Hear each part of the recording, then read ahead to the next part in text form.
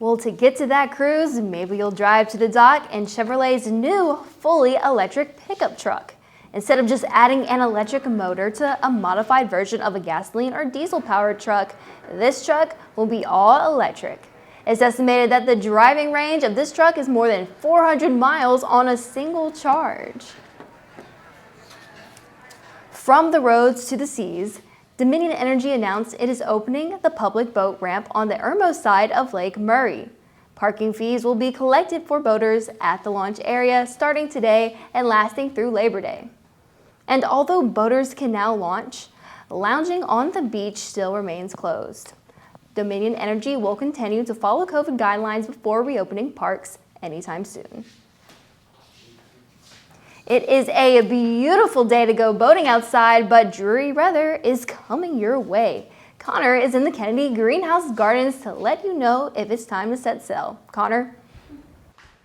South Carolina Governor Henry McMaster announced in a press conference Tuesday that April will now be recognized as a state's Child Abuse Prevention Month. The South Carolina Department of Social Services reported almost 9,000 ongoing investigation cases just last year.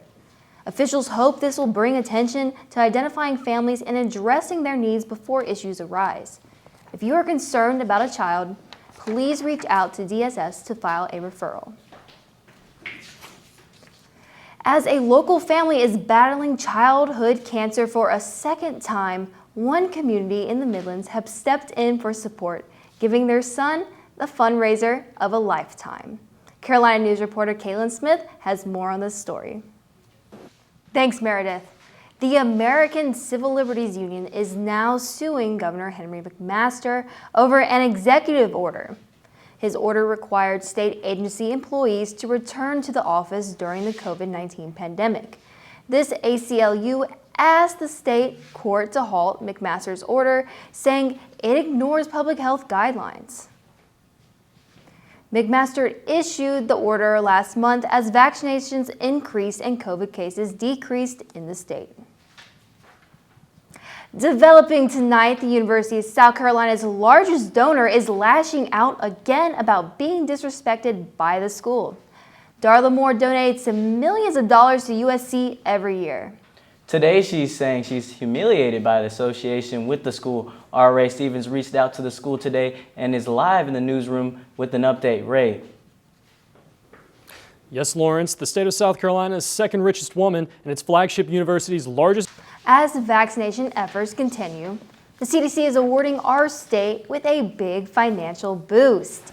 South Carolina is set to receive $47 million in federal aid, 75% of which will be put towards getting vaccines to minority communities. As of this week, over 30% of South Carolinians have gotten their first vaccine dose. But the Associated Press says that Black and Latinx residents aren't receiving shots proportionally. If you want to get vaccinated and live in Fairfield County, you are in luck. You can now request transportation to the county's vaccination site for free by calling Fairfield County Transit, and make sure you schedule your ride at least 24 hours in advance. This vaccination site is the first come and first served, so plan ahead. Whether you're in driving or riding, and it's great to get out of the house, the Midlands has experienced rising temperatures and a recent stint of dry days. Our meteorologist, Connor Lomas, says enjoy the weather while you still can. Lomas is out in the Kennedy Greenhouse Gardens to tell us what to expect. Connor? Introducing a new smart mask. The VRUPRO mask includes dual 3-speed fans, air filters, Bluetooth connectivity, and LED lights. The mask also has built-in headphones. And even with a $300 price tag, I got a feeling that it's going to catch up. Oh yeah, I guess if I don't want to be 2008, I might need to grab a smart mask. Just kidding. That's so extra. I don't know. I'm not really a Will.i.am fan, so I wouldn't purchase it regardless. Yeah, just $300, bro. Anyways, let's throw it back to Connor in the greenhouse studio to give us our 5-day weather wrap-up. Connor? The South Carolina Highway Patrol is investigating a collision between a train and a police cruiser. This crash happened Sunday afternoon on Belton Boulevard when a train struck the officer's vehicle. Columbia Police Department officials say the officer was assisting with a cleanup resulting from a police chase that happened around 12 p.m. Thankfully, no injuries are reported and the officer was not in the cruiser at the time of the accident. Another mass vaccination event happened Monday at the Colonial Life Arena. The Columbia Department of Veteran Affairs teamed up with the University of South Carolina to host the event where about 1,500 veterans received their first dose of the Moderna vaccine. The Columbia VA will host another vaccination event on March 13th, where veterans will be able to receive their second dose of the vaccine. Until then, the VA is offering vaccinations for veterans Monday through Saturday at the Dorn Medical Center on Garner's Ferries Road. South Carolina Governor Henry McMaster plans to lift restrictions from the last call order by the end of March, depending on the COVID-19 vaccine distribution statewide.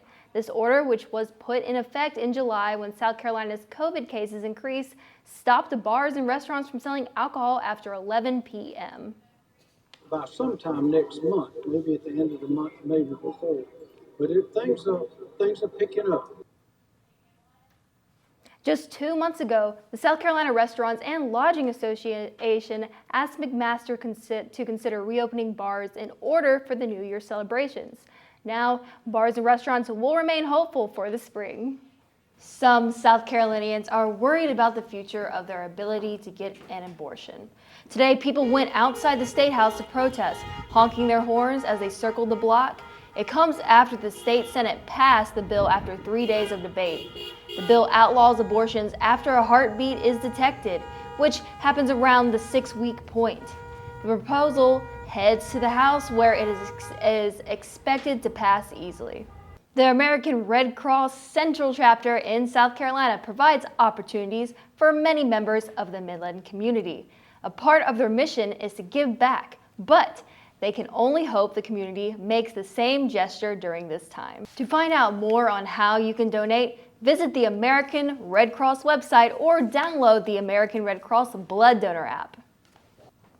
Former President Trump's legal team has submitted their official response to Trump's second impeachment. In their response, they say that they cannot impeach a former president because he has already left the office. South Carolina Senator Lindsey Graham weighed in on the matter as well. Impeaching a president after they leave office, I think, is unconstitutional. It's never been done before for a reason. It sets up a never-ending retribution.